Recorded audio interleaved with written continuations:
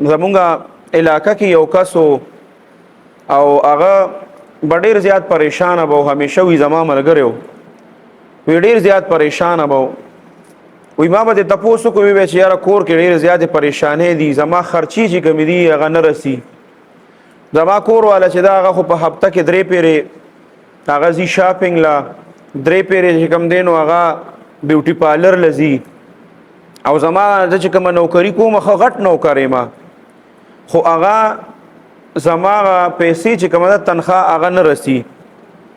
بلې میاشت ما نه رسي زما د کور خرچې دومره ډېرې دي زما بچي خرچې ډېرې زیاتې کوي نو هغه په خپلو څونه پېژنګلو ملګري چې وو هغه ټولو ته یې ویلي چې یاره زمونږ بره د کور د پاسه یو بل ځای دی د کور د پاسه مونږ جوړ کړی دی په هغې کې یو 2 کمرې دي کچن دی پکې یو برمده ده پکې نو زما دا خرچې چونکې نه رسي نو که څوک کرایهدار داسې دینداره غوندې کسي چونکې زمونږ د کور د پاسه ځای دی نو موږ دپاره وګوره چې هغه په کرایه وله دا ځای ورکو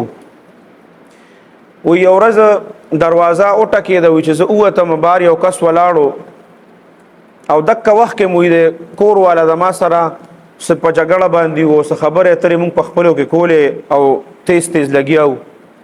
وی چې بهر ووتم ما وکتل نو یو کس ښکلې بهترینه ږیرې ده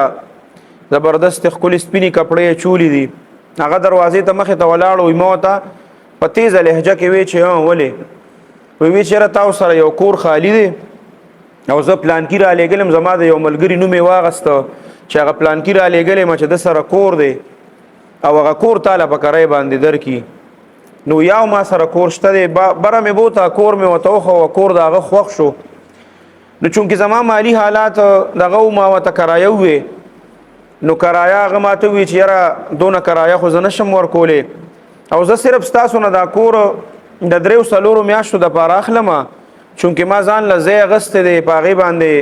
کور زه جوړوم مونږ باندې بل کور چې و هغه لږ تنګ و ما خرڅ که نو اوس مونږ ځای اغستی دی ځان له کور جوړوم خو 4-5 میاشتې به زه صرف تېروم چې زما هغه کور تیار شي زه به بیا ځم وی هغه کس ما ته ډېر زیات دیندار او د شکل نه ښه ښکارېده نو ما ورته هغه کرایه چې به نو مې ورته لږه کمه کړه خو زه چې کور ته رالم نو کور والا وی چې څوک ما ورته چې کرایهدار راغلی او دا کور مې وله په کرایه ورکړ خو هغې ته ما غږ ونه کړ چې هغې ته ما ویلې وې چې په کومه کرایه وله دا کور ما ورکړ نو هغه به بیا ما سره په جنګ شوې وه نو هغې ته ما غږ ونه کړ بس وی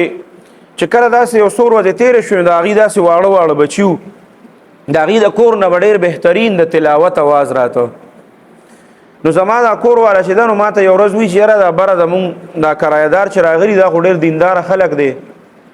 هغه زنانه چې دا هغه خپلو بچو ته ډېر ښکلې تلاوت کوي یا بچي هم ډېر ښکلې تلاوت کوي که دا خپل بچي ولې لیږو نو ښه نه ده وي ما ورته وی چې ولې ښه نه ده وایي موږ له خپل بچي به یې لیږل هغې ته به یې قرآن ښو ورسره به یې ورته دعاګانې خولې او چې کله به یې سبق ختم که نو بیا هغه د کرایهدار کې چې کوم کرایهدارانو کې هغه زنانه وه نو هغې به ورته بیا یو واقعه د صحابه کرامو یا د پیغمبرانو یو واقعه به ورته بیا بیان کړه وی لږ ورودې پس چې دی نو زما کور والا چې ده نو هغه به هم بیا تله څه وخت دپاره بره نورې زنانه به هم راتلې هغې ته به هم د دین مسایل او د دین خبرې کولې وی هغه زما کور والا چې و نور کله به هغه په هفته کې 3 پیرې به هغه سره شاپینګ لتله وی ورو هغه خبره چې و نو هغه 2مې هفتې ته ووړېده بیوټي پارلر له بتله نو هغه خبره چې و هغه ورو 2مه هفته 3مه هفته حتی چې په هغې کې به میاشت یوه نیمه تېر شو ما به ورته پخپله وویې چې ځې نه وی چې نه زمونږ بره باجي چې ده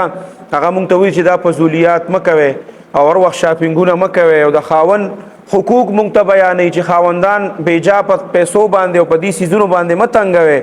مونږ ته ترغیب راکوي واقعات راته بیانوي وی چې داسې 2-3 میاشتې تېرې شوې کور والا ماله دونه پیسې راوړې که دا واله ستاسو پکاري د څه دپاره پکاري نو دا پیسې استعمال کوي زه حیران شوم وی کور کې زمونږ کیبل لګېدلی و ټي وي لګېدلی و وی یو ورځ زه ټي وي ته ناست یم زما هغه ماشوم زوی راغی وی ما نه ریموټ واغشته او ټي وي بند کړ چې بابا مونږ ته خپله باجي وی چې دا ګناه ده دا مه ګورئ تاسو وی ما ته لګیا شو چې دا ګورئ دا خو دروغ کیسې دي ته دروغو کهانیانې ګورې زه راته د رښتیاو کهاني کوم او د رښتیا کیسه راته کوم وی ما ته کیسه شروع کړه د یو صحابي کې واقع راته بیان کړه وی دونه په عجیب انداز کې چې زما د ازله سم را ډک شوم چې په چغو چغو جاړم ما چې د خپل کور حالت ته کته چې په کومه تنخواه به زما گزاره نه کې د میاش به تیره شوه په هغه تنخواه کې به ما سره بلا پیسې پاتې شوې ځکه چې زما کور والم په 15 وخته مونځ باندې راوسته زما بچی چې کوم دی هغه هم دیندار کړه سبق یې ورته خو وی چې کله د هغې خپل کور تیار شو نو ما چې بیا د هغه نه معلومات کوو زمونږ په کور کې چې دا دونه بدلون یوازې زمونږ په کور کې نه په ټوله محله کې هغې سره بدلون راغی د ټولې محلې زنانو ته به د دین خبرې خورې وي ما چې د کله تپوس وکړو نو هغه کس چې کوم نو هغه مولانا و هغه به په مدرسه کې چېرته پړهایي کوله او دا کور والی چې ونو دا معلمه و د مدرسې نه فارغه وه دی به هم چېرته په مدرسه کې درس کو نو ورسره به هغه محلې هغه ماشومانو ته او زنانو ته هم د دین خبرې خولې نو هغه وی چې زمونږ په دین کې الله څونه فایدې ایښي دي او زمونږ په دین کې څونه د دین د دنیا او د آخرت کامیابي ده څونه بهترین دین دی چې زمونږ کور ته راننوته نو زمونږ د کور هغه نقشه مکمل بدل شوه زما د کور والا چې څومره هغه حرکات و څونه به هغې فضل خرچي کوله هغه هر څه چې دی نو هغې پرېښودل زما بچو زما کیبل کور کې ټي وي هر څه ختم کړه